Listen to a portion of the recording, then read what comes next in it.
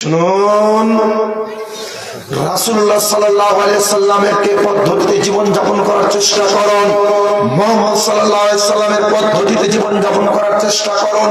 কারণ আল্লাহ সুবহানাহু ওয়া তাআলা বলছেন, ইয়া আইয়ুহাল্লাযীনা আমানু আতিউল্লাহ ওয়া আতিউর রাসূল ওয়া লা তুবতিলু আ'মালুকুম।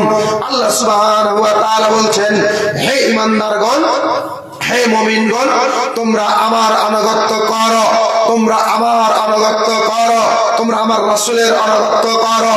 তোমরা যদি রাসূলের আনুগত্য না করো তাহলে ওয়ালা তুবতিলু আমালুকুম, তোমাদের আমলগুলো ধসিয়ে দিব, তোমাদের আমলগুলো পুড়িয়ে ছাই করে দিব।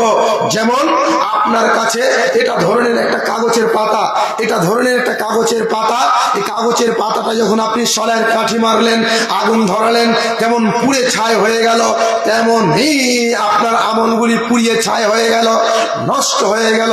আপনি বলুন তো, অগণন অগণন বেদাত এখানে চালু আছে।